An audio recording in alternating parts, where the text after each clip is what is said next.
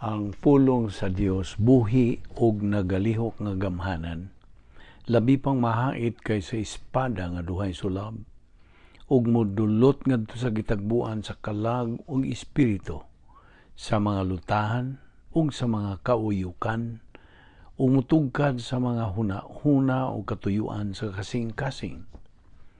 Ang tibuok nga kasulatan gipaginhawa sa Dios ug may kapuslanan alang sa pagpanudlo, alang sa pagpamadlong, ug alang sa pagmatuto sa pagkamatarong, aron ang tao sa Dios mamahingpit mas sinangkapan alang sa tanang maayong buluhaton.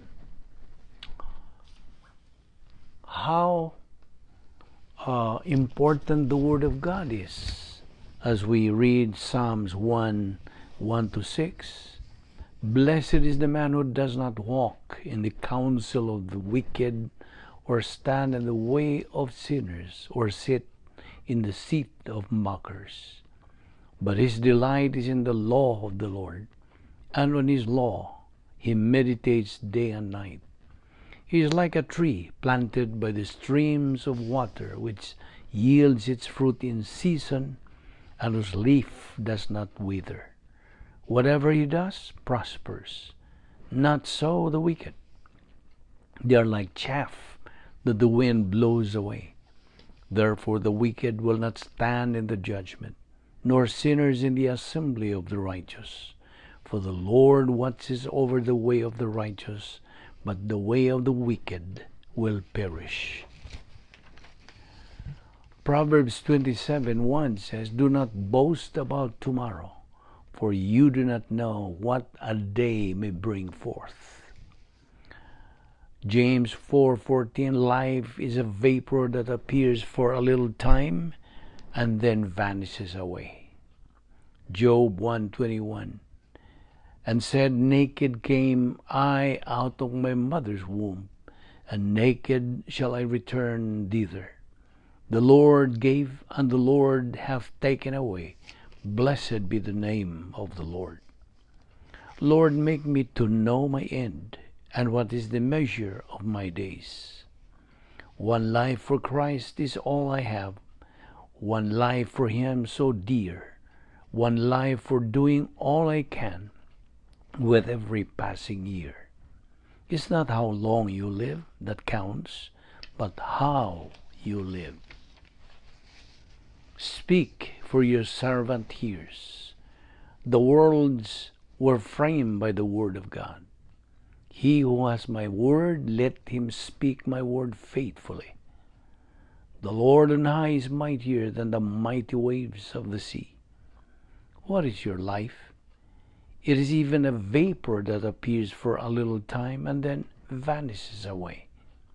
As the heavens are higher than the earth, so are my ways higher than your ways. Sa dili pa kita magpadayon sa atong pagtuon sa pulong sa Dios ni adlaw, gikinahanglan ang atong pag-andam sa atong kaugalingon, paglimpyo sa atong mga kalag, pinagi sa paggamit sa prinsipyo sa 1 John 1:9, which says, If we confess our sins, God is faithful and just to forgive us our sins and to cleanse us from all unrighteousness.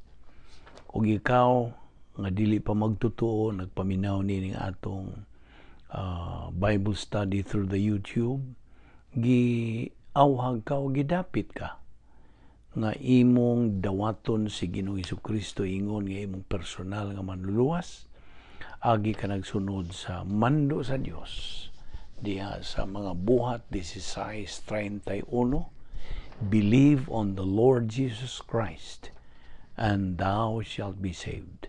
Musa sa hilom magaandam kita.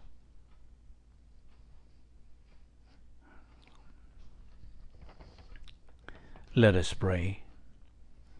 Once again, Father, we thank you for your faithfulness. We thank you for the grace that is beyond anything we could ever ask or think. You have provided all things well for us. You have left nothing unprovided. And furthermore, You have anticipated everything that was necessary billions of years ago. And so, Father, as we continue to fellowship with you in your word, as your mercies are renewed day by day, as you have provided this portion of manna, the written word, may God, the Holy Spirit, enlighten us, for we ask it in Christ's name. Amen. Maayong adlaw kaninyong tanan mga higala o mga kaigsuonan, atong mga suki, ining atong Bible study through the YouTube, ubo sa Vic Balbido Evangelistic Ministry. O nagapasalamat kita sa Dios sa iyang paghatag kanato og lugway sa itong kinabuhi. We are alert, in good health, and askil sana nga itong pangisip. Gipabuhi pa kita sa Dios, kini tungod lamang sa iyang kaluoy, gugma, kortesya o grasya. We don't deserve it, we don't earn it, nor work for it. Grasya kining tanan.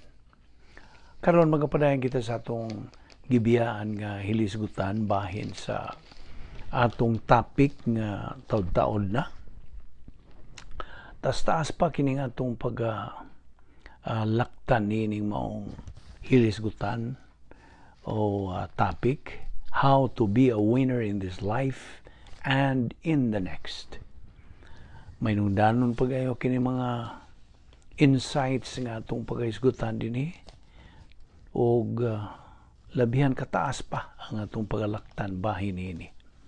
So okay, well, we have said already that the dictionary defines a winner as one who is successful, especially through a certain endeavor, through praiseworthy ability and hard work, ang pagpaningkamot, angayan siyang daygon, may katakos siya o gikugihan sa pagsugakod.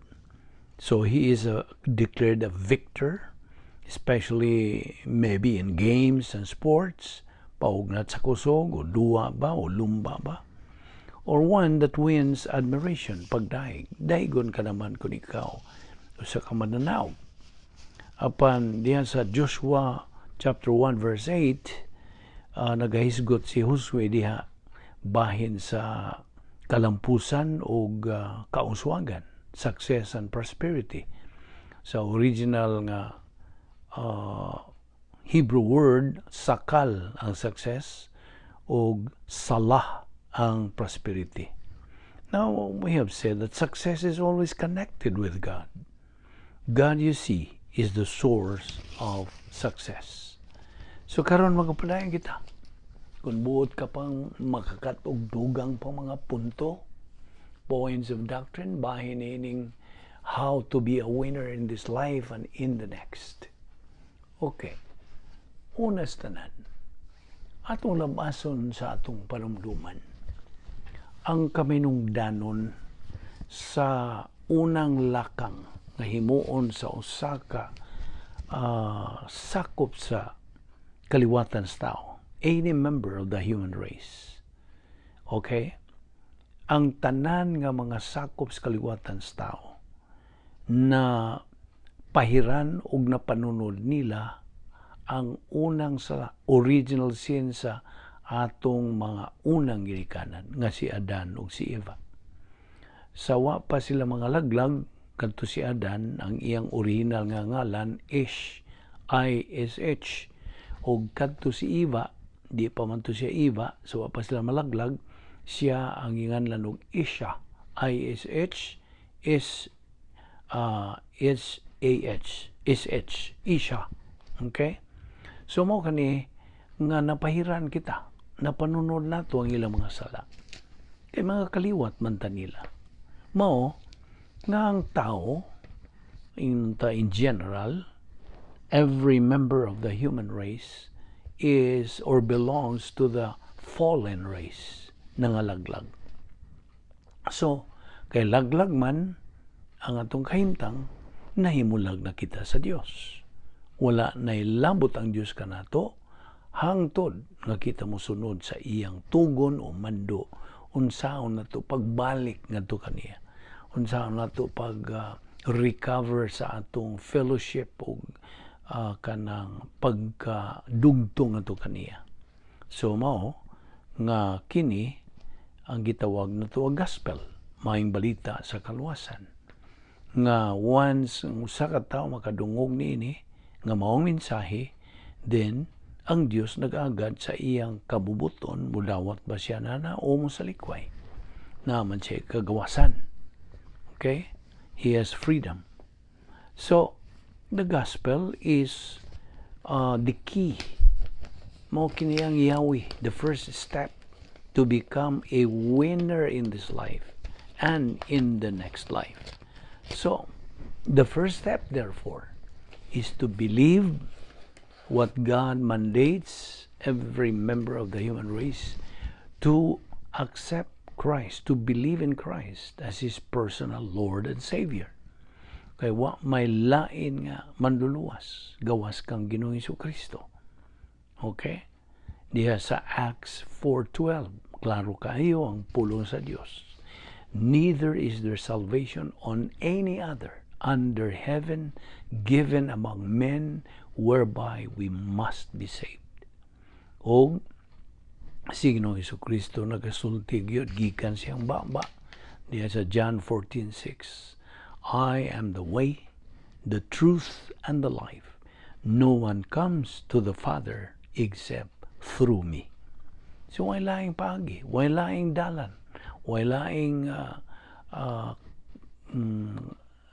dalan, way kamatuoran, ug way laing kinabuhi. Gawas kang Ginoong Jesucristo. So, karong panahon na, okay, muanin na kita, i-fast forward na to, kini atong kalibutan karong gipuyan, nga karong mga panahon na, ang mga relihiyon all over the world are increasing in number.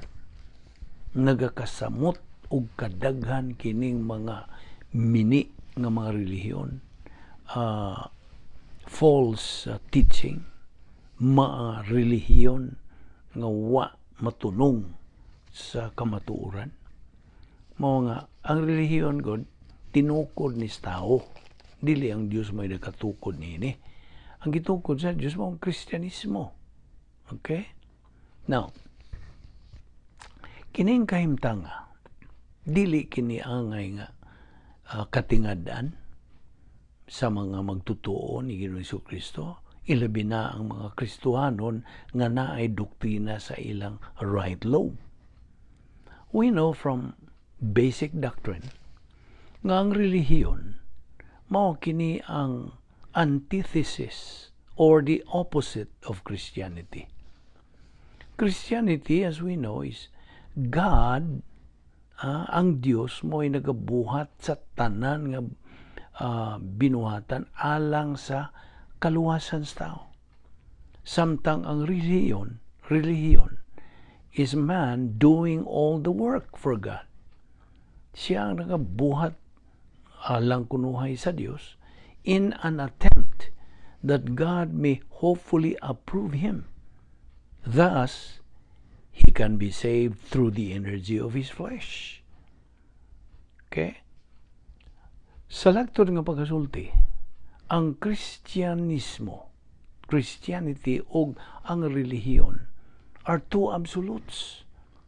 Sama ra kini sila tubig ug lana nga dili matapo, dili mo masagol. You see?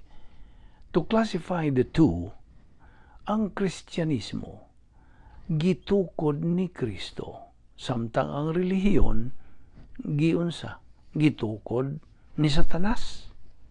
Okay? Sundan ni pagayo kini atong pagisugot nini.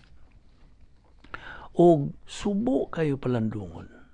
Subo natong pag-ila that a great number of people at this point in time nagasunod sila og ana sila sud sa relihiyon or religions which are Satan's camp. Iya man ni Satanas. Ingon nga mga magtutuo ni Ginoong Jesucristo, we should be aware by now of religion's numerous fallacies. Mga mani One of these is dapita si Kristo diha sa imong kasing-kasing. Invite Christ into your heart.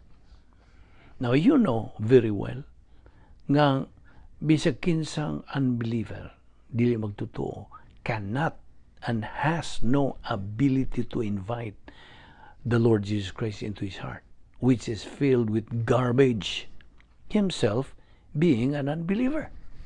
You see? So, dili ni mo mahimong imong dapiton sa Ginoong Hesukristo diya sa imong kasing-kasing. The implication here is that ang atong Ginoo cannot be invited to a garbage. Why garbage? Nga naman. Every unbeliever's heart is likened to a trash. A garbage because of his being dichotomous. Unsa man ning dichotomous? Duha ra ka parte ang iyang kinabuhi, body and soul. So gitawag kini siya og soulish. Now, to straighten this up, ang usa ka dili magtotoo who recognizes and realizes nga si Ginoong Hesukristo lamang is the only person who can save him. Na siya lamang ang makaluwas kaniya after he has been convicted by the Holy Spirit through his hearing the good news of salvation of Acts 16:31. Then, that's the very time, mao kana ang higayon, ang iyang tawhanong espiritu pabuhion, enlivened, energized, and activated, pinaagi sa saving ministry of God the Holy Spirit. And that person believes in Christ. Sa dihang mutuo siya kang Ginoong Hesukristo, siya luwas at that very instant. Kasabot ka? So, ang imong pagdapit ni Kristo diha sa imong kasing is one of religious fallacies. It's not inviting, but unsa? Believing. Mao man na ang mando sa Dios. Mao man siya moingon nga dawata diha sa imong kasing. But believe. Pagtuura. Faith, as we already know, sa ato ng nasayran, is a non-meritorious human perception. Why merito? O ang pagtuo as a non-meritorious human perception is what God chose. May gipili sa Diyos for man to use in appropriating Christ as Lord and Savior. Sabta ka na, pagayo. Ang atong Ginoo mismo clearly stated some kind of a metaphor in relation to faith. Por ejemplo, diha sa Juan 10:9, ang atong Ginoo nagkanayon niini, I am the door. He who enters in will be saved. Of course, our Lord in reality is not a door. Dili man siya tinuod nga pultahan, but since he used it as a metaphor, so may metaphors binisaya, sambingay, okay?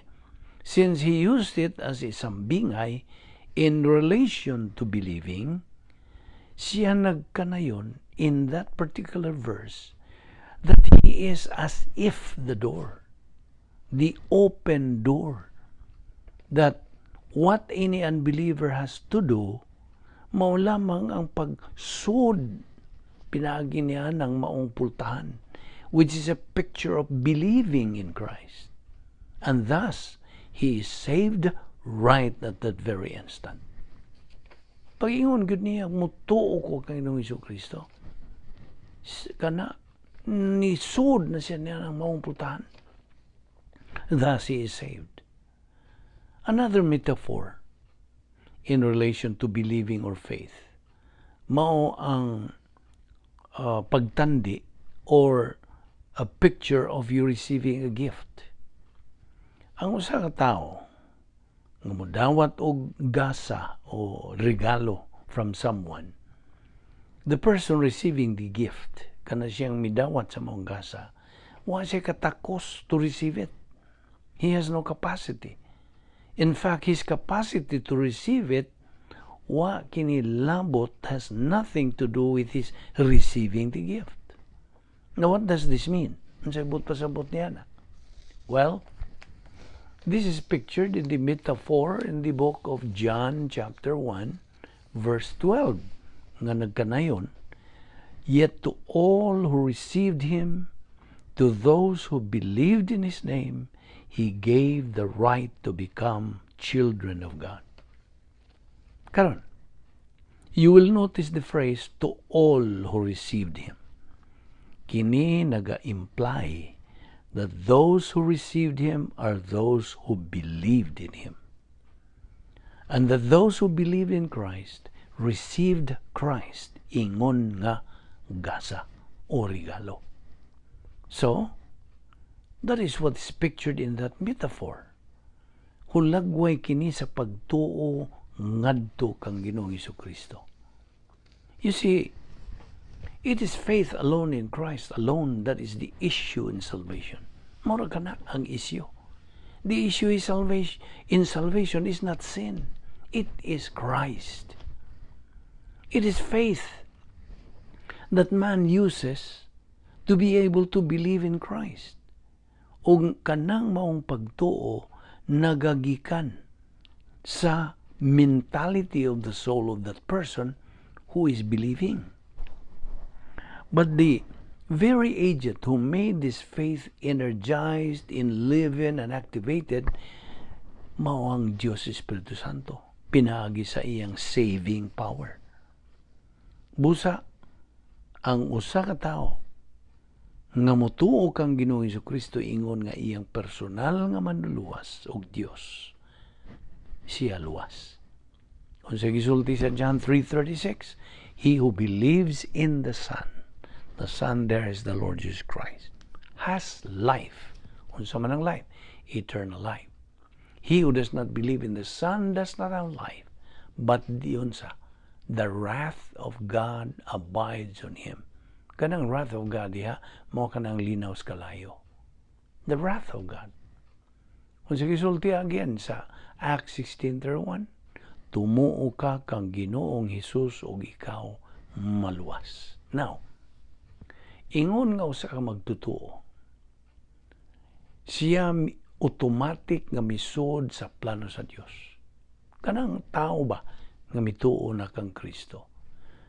Musod na siya automatically diha sa plano sa Dios. Og ang Dios expects that newly born again person sa pagtubo diha sa grasya og sa kaybalo ni Ginoong Hesukristo. Segundo Pedro 3:18. But grow in grace and in the knowledge of our Lord and Savior Jesus Christ. Pinaagi sa pagtuon sa pulong sa Dios adlaw-adlaw, on a daily basis, through pinaagi sa usa ka grace-oriented, spirit-filled pastor-teacher. And as that believer gradually grows up spiritually, pinaagi sa adlaw-adlaw nga pagtuon sa pulong sa Dios, sa Bible doctrine, the Word of God, the mind of Christ, he will likewise gradually change his outlook in life. His life gets more meaningful. Murag musamot ang iyang pagka meaningful sa Bisaya. May kahulugan, purposeful, and with definition. Why? What's the reason? Yan naman. Sa may hinungdan. The reason is tungod kay pinaagi sa metabolized doctrine nga iya nang giaplikar sa iyang adlaw-adlaw nga spirituhanong panginabuhi. That's the time he becomes a new person. He passes per se the 3 stages of spiritual growth. Kung sa itong 3 stages of spiritual growth, Operation BAM, minumdumi na. Baby believer, adolescent believer, and then the third, mature believer. That is the reason why we need to study the doctrine of spiritual dynamics, which doctrine is very essential to learn. Niining atong pursuit to reach the higher ground of spiritual maturity. Mao kini ang common goal which God desires for every believer in Christ to attain. Mao niya nga atong tumong goal, common goal, ingon nga mga anak sa Dios. Now diya sa 2 Pedro 1:3 kini nagkanayon. Ang corrected translation niini nagaingon, because of divine power, He has given us for our own benefit everything we need in life, even your own spiritual life. Kining spiritual life tuon sa Griego nga pulong is eusebia. E-U-S-E-B-E-I-A.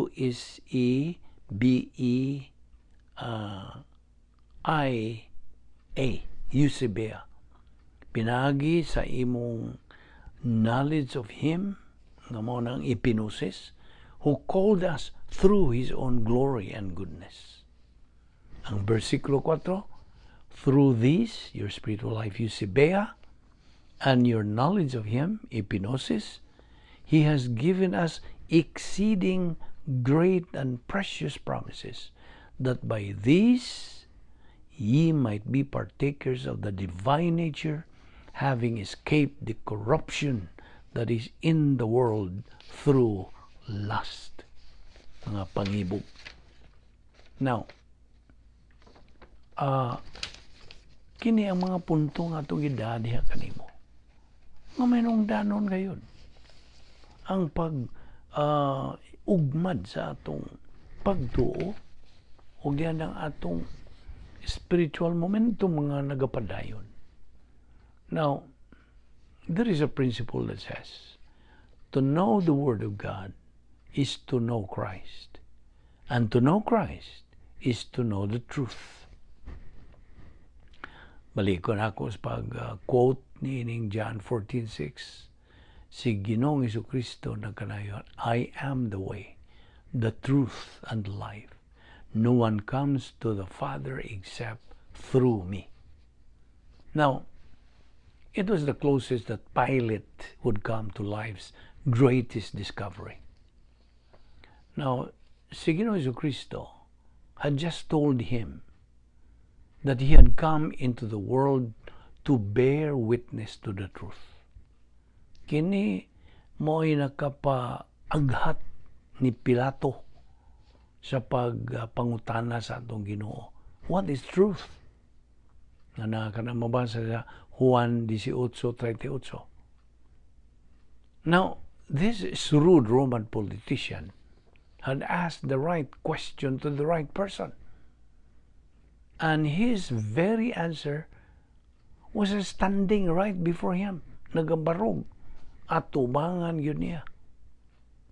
But did Pilate, after he learned the right answer, did he fall to his knees? Luhod ba siya in repentance? Did he confess? O iya bang butang ang iyang pagtuo ngadto sa Ginoo? Instead of believing the absolute truth whom Pilate was facing with, he could only pass off the answer by just concluding sa iyang sulti, I find no fault in him. John 18:38. Paminaw. If you are still an unbeliever, kung ikaw dili pa magtutuo, niining inigong higayon na nga nagpaminaw ka nining atong pagtuo sa pulong sa Dios. If you are still an unbeliever, sooner or later, you're going to find yourself in Pilate's position, where you must decide about the unusually unique man nga naga-claim what no other can claim, that he is the truth. Siya ang kamatuoran. Paminaw niini. Throughout history, many religious leaders have come and gone, but no one has claimed to be the truth and then proved it. By what? By using or rising, from the dead. You see?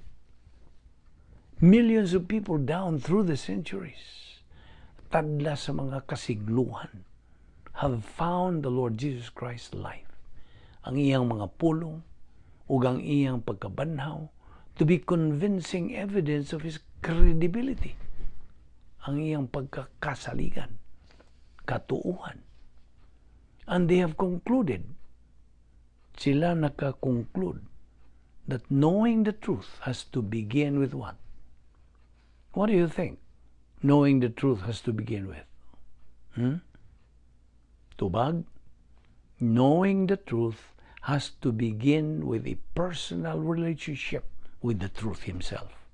Right? Mao ka na ang Yahweh. So my question to you is this. Have you found the answer to life's most important question? What is truth? No, ni pangutan ng Pilato.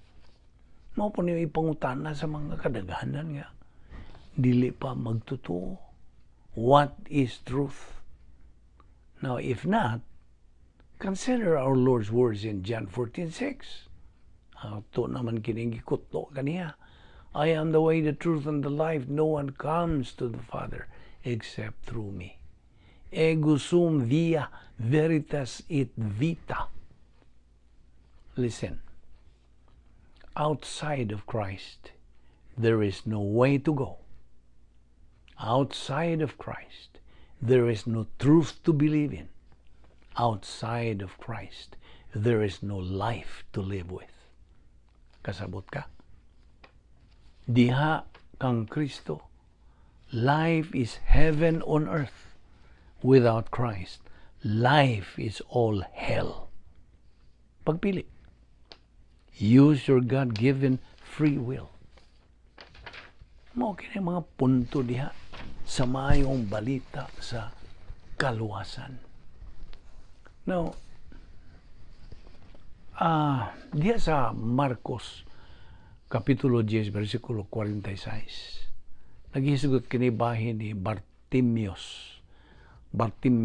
sabi ni Saya. Kini si Bartimeos, anak ni Timeos. Okay?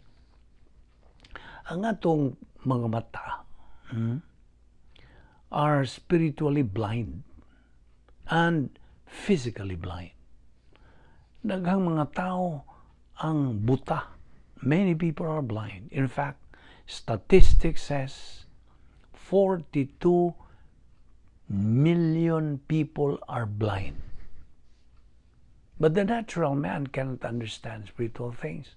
1 Corinthians 2:14. Kita are blinded by the God of this world. Unsay gisulti sa 2 Corinto 4:4, the God of this age has blinded the minds of unbelievers so that they cannot see the light of the gospel of the glory of Christ, who is the image of God. Kini si Bartimeos was not only blind, but he was also poor. Pobre in town siya, kabus. He was also helpless. Wa siya mahimo siyang kaugalingon. Every 78 seconds, by the way, suicides are committed in the United States, mostly among young people. Every 78 seconds. Now, our world is helpless without God. We are dead to our unrighteousness. There is an ever-increasing disease of boredom. No excitement. Life has no meaning, no purpose. Boredom. Ano sabihin sa boredom? Kalaay. Si Bartimeos heard about Jesus. Unsay gisulti ni Bartimeos? Jesus, Son of David, have mercy on me. Ang Ginoo nangutana kaniya, what do you want me to do for you? Ingon dayon si Bartimeos, Rabbi, I ask that I can see. Well, si Ginoo Jesucristo mitubag, go, your faith has healed you. Maupod na, sa usa ka dili magtotoo. Kung ana kay pagtuo diha kang Ginoong Kristo ingon nga imong manluluwas din, ikaw luwas. Mao kini ang iyawi. To become a winner, victorious in this life, o sa imong pagpadayon sa pagsibog ngadto sa unahan, ingon nga Kristohanon, way lugak-lugak, way duha-duha, padayon ka no matter what. Kay imong gibarugan kining prinsipyo, so what kung unsay sulti sa kadaghanan, basta ako I'm right with God, nagasunod ako sa iyang mando, but grow in grace and in the knowledge of our Lord and Savior Jesus Christ. 2 Peter 3:18. Sa imong pagpadayon on a daily basis, ikaw sakop ka sa usa ka pastor teacher nga naay gasa sa pagtudlo, who is grace-oriented, who is spirit-filled nga pastor teacher, who has the gift to teach, magpailalom ka sa iyang otoridad, then you are going to grow up spiritually. Mag-anam-anam ikaw tubo, ang imong kalag mag-anam-anam og tubo, nga mao kanay igong pagsunod sa mando o sa sugo sa Dios. Patubuon ang atong kalag. Kay that is the right direction now nga imong agian your journey towards unsa pagkabot na gyud sa kinatumyan sa imong tumong goal nga mao ang pag-abot didto sa ang sa spiritual maturity. Kasi abot nimo didto, mao na kanay dapit nga diin imo nang himaya ang Dios, o ikaw anaan ay katakos sa pagkinabuhi. You know how to handle life, be it in prosperity or in adversity or poverty. Ikaw mauna na kanay katakos. That's the right word. Katakos sa pag-handle life. E na naman kay unsa? Katakos lagi ang imong ability o na kanay pagkaangay mo dawat. You see? Kaya nigkabot nimo dito maong ang nan. Ang Dios sa iyang saad nga bubuan ka na sa gitawag og escrow blessings in time. O kini maong escrow blessings in time, kini will be parlayed dito sa eternity. Adto na nimo sa phase 3 sa plano sa Dios. Kay by the way, ang uban mo pa'y pagadungog ning phase 1, phase 2, phase 3. Adto lang ni patinaw kanimo nga ang plano sa Dios nabahin mangunig tulo. Ang una nini ang kaluwasan, phase 1. Ikaduha, believer in time, phase 2. O ang ikatulo, believer in eternity, phase 3. So phase 1 is kaluwasan, believe on the Lord Jesus Christ and thou shalt be saved. Ang ikaduha, believer in time, phase 2 sa plano sa Dios. Plano sa Dios ni atong isgutan. O ang ikatulo, mahumanay mong kinabuhi din sa kalibutan. Your life is over, so God takes you home, okay, at the right time, at the right manner, the right place. Perfect timing sa Ginoo. Inikuha niya nimo, tuwa ka na sa phase 3. O kadtong imong escrow blessings in time di sa phase 2, dadto na dito sa phase 3, o mao ka nagingon og iparlayed ka na. Tuwa pa'y dugang pagyo nga di na nimo ma-imagine. Ang mga ganti o mga purong-purong nga ihatag sa Dios diha kanimo. Di lang kini kay pila ka tuig o siglo, kundi hangtod sa kahangturan. Wala pagkawana. Just imagine, ang imong mga pag-antos din ning kalibutan na gidumala ni Satanas. Ini mga pag-antos din, mga pagsuway, mahumana. Katuwa naman ka sa phase 3. O Unsang gisulti sa Revelation 21:4. God is going to wipe away all your tears. There is no more sorrow, no more suffering, no more pain, no more mga sakit-sakit. Wala na kamatayon. No more death. Because the old things are passed away. Na mao na. Kini natong isugutan mo ni ang mga paagi nga ikaw makakabot sa imong tumong nga mahimong mananaog ni ining kalibutan na og sa imo nang pagkinabuhi didto luyo nining kinabuhi. So, ato kining ipadayon, kining maong hilisgutan, daghan pagyud kayo nga mga spiritual insights nga atong mapupo niining out of this discussion, niining topic, how to become a winner in this life and in the next. Magampot ta. Balaan na mo nga Diyos, nagapasalamat kami kanimo sa makausap pa sa imo paghatag ka na mong higayon, sa pagkaton, pagdugang, mga pagtulunan diha sa imong kamaturan. Dasiga lamang kami kanunay, O Diyos, nga dili na kami magduha-duha, wanay paglugak-lugak sa among paglakaw ni ining Kristohanong paagis pagkinabuhi. Nagaampo lang kami nga pinagis paggahom sa Espiritu Santo, imo kaming lamdagan, imo kaming hagiton, o imo kaming dugangan sa kasibot bahin sa imong mga kamaturan. Nga mo lamang kini ang among kalig-on samtang aniya pa kini kami dinhi sa walog sa mga luha. O nga kami imong kuhaon at your right and perfect time mo sa samtang aniya pa kami sigon sa imong tugon kanamo nga kami imong patubuon sa among kalag until we reach that stage of capacity for life. Salamat ning tanan, o Dios. Kining tanan among gipasalamatan tungod lamang sa mahal nga ngalan ni Ginoong Hesukristo, among bugtong manluwas. Amen.